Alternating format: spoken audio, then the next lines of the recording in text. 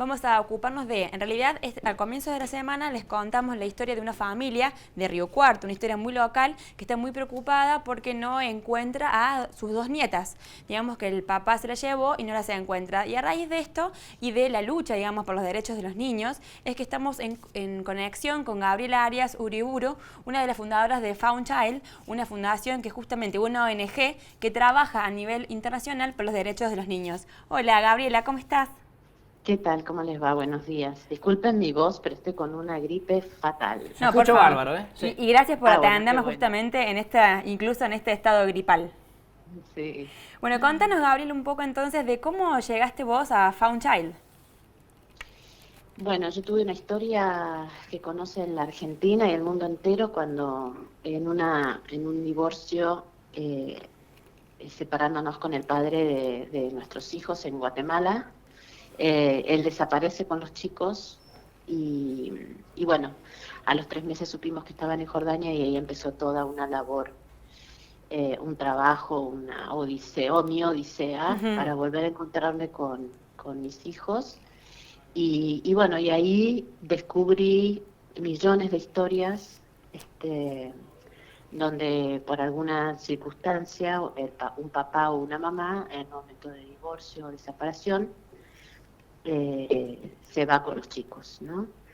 Eh, Son muchas las historias, pero bueno, lo que yo pude, digamos, durante estos 20 años eh, constatar y trabajar fue que hay una justicia que no acciona en favor de los Ujú. niños, ¿sí? ¿Por qué digo esto? Porque se privilegia mucho más al padre, a la paternidad o a la maternidad que a los niños. Entonces, bueno, nada, es bastante complejo cuando un niño es separado de su padre o de su madre y, y bueno, y es muy difícil también cuantificar en la vida del chico, ¿no? Lo que le ocurre, que Ujú. son muy pocos los papás o la justicia que trabaja ágilmente para que ese niño vuelva a tener una vida en común con sus dos papás. Ujú. Pensaba, Gabriela, con todo el estado público que tomó el caso tuyo y bueno, con esto que estamos haciendo aquí en la ciudad, digo que qué buen rol cumplen los medios ante esto, ¿no? Porque es como sacarle el velo a una situación que por ahí lo llevas como cruz, como calvario, pero que no encontrás mucha ayuda. Lo que lograste y lo que se logró en su tiempo fue como mediáticamente muy convulsionante, ¿no?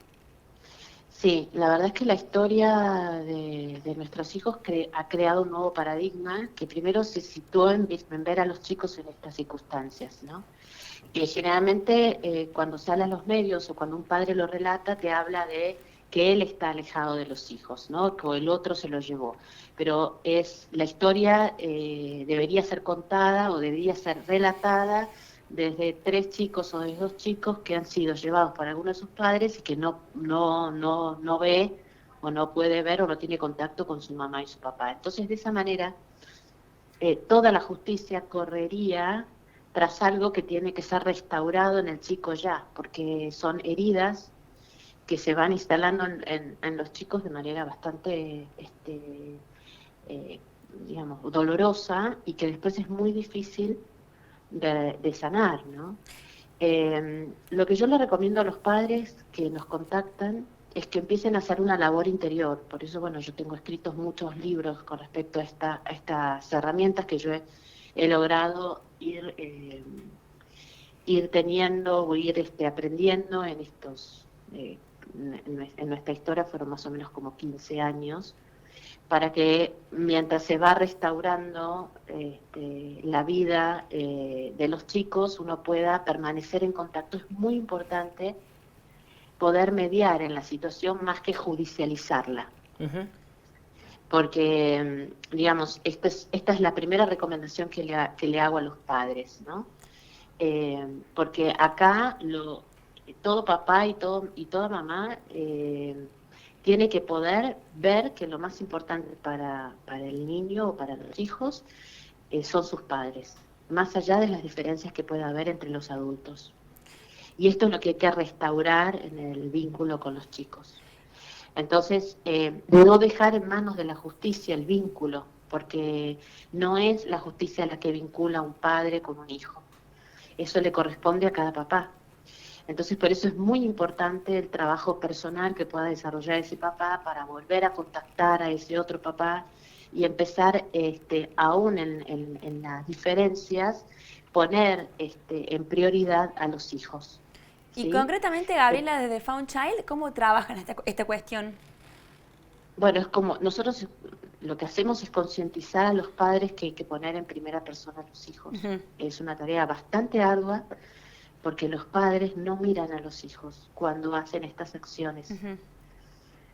Entonces, bueno, primeramente lo que hay que hallar acá es la figura primordial, no solamente en la cuestión de derechos, sino en la cuestión primordial de vida en este instante, que hay que restaurarle la vida a los niños. Ujú. El niño, todo hijo necesita de su contacto con su mamá y su papá, ¿sí? Y que no se siga manifestando en el chico una guerra que tiene el nombre o tiene el nombre de adultos, ¿no? Ujú. Entonces, los niños pasan a ser motín de guerra de algo que le corresponde resolver a los adultos. Ujú. Quizás sea, Gabriel, una pregunta para algún jurista, pero apelo a tu conocimiento del tema. Decías de cambio de paradigma. Esto en términos jurídicos, por así llamarlo. ¿Cómo ha sido ese cambio de paradigma? Claro, a ver, generalmente cuando un padre habla de lo que le pasa con el otro cónyuge en medio de sus hijos, eso se trata como un derecho privado, ¿sí? Pero al nombrar a los niños, y especialmente por la Convención de los Derechos del Niño, que es parte de la Constitución argentina, pasa a ser derecho público, ¿sí? Porque ya pasa a ser una cuestión de niñez, del niño. Entonces ahí todo juez y toda persona que esté involucrada en el marco legal, digamos, en el marco jurista o en el jurídico, debería correr en los tiempos que dice la Convención de los Derechos del Niño. Entonces al poner ya el nombre de los niños y poner la superioridad que corresponde al niño, como dice la Convención, hay un juez que no debería descansar hasta que esos niños vuelvan a su domicilio familiar, digamos, al domicilio último familiar, se les restituya al colegio, Ujú. a su vida normal, y que, bueno, que los padres resuelvan sus problemas para que los niños puedan tener una vida en contacto con sus dos papás, como todo niño necesita y merece. Ujú. Gabriela, ¿y con cuántas historias te habrás encontrado en todos estos años? Digamos, ¿son situaciones comunes las que se viven, por ejemplo, en nuestro Muy país? comunes, Incluso muy también en comunes. Argentina, de niñez multicultural. Muchos más de lo que imaginamos, sí. Y una justicia que no responde a la altura del niño, Ujú. ¿sí? Es una justicia que está muy lentificada, mirando las cuestiones de adultos, pero no mirando la urgencia de resolver en favor del niño, ¿no? Por eso, bueno, hay tanto por hacer. Es muy importante que los jueces, que los fiscales, que los asesores de menores, digamos, todos los que trabajan por los niños y su familia, empleen una acción completamente diferente, porque hasta el día de hoy es muy difícil encontrar un juez que actúe rápidamente en favor de los niños, ¿no? Exacto. Y ahí, ¿qué pueden hacer los padres o la madre, o sea, las personas que están con los niños, digamos, si ellos no pueden elevar su voz? ¿Qué recomendación les darías? Bueno, el trabajo mayor lo tiene el padre que está en busca de los hijos. Ujú. Porque lógicamente que el padre o la madre que se lleva a los niños está realmente en una situación de un desorden digamos, bastante claro, ¿no? Porque, bueno, está yendo en contra de la ley y en contra principalmente de los hijos, ¿no? Entonces, la tarea más grande la tiene el padre que está en busca de los hijos y en llegar, digamos, tiene que hacer una gran labor personal, que bueno, que es la que me tocó en cierta manera ser a mí para poder restaurarle a los hijos, digamos, esa necesidad que tiene todo niño imperante de estar en contacto y poder crecer, criarse en contacto con sus dos papás. Entonces, acá hay que correrse del lugar del dolor profundo de uno como padre y poder poner en prioridad a los hijos. Por eso es muy importante la labor que haga el papá o la mamá que no está con los hijos y pueda, bueno, traer un manto de serenidad a la situación y poder encontrarse con el cónyuge, aún así con las diferencias, y poder encontrar un punto medio donde los chicos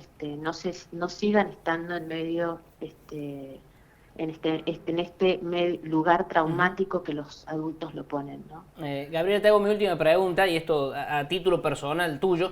¿Cuánto aprendiste de estas cuestiones? Habida cuenta, bueno, de tu historia de vida con el trabajo de tu padre y demás, de casi que recorrer diferentes partes de Latinoamérica, mucho de la diplomacia, y de repente, bueno, por este trance te tocó asumir un rol quizá diferente del que tenías pensado y, digamos, casi que especializarte en otra cuestión, ¿no? Bueno, yo agradezco profundamente a mi historia porque me enseñó todo lo que soy hoy,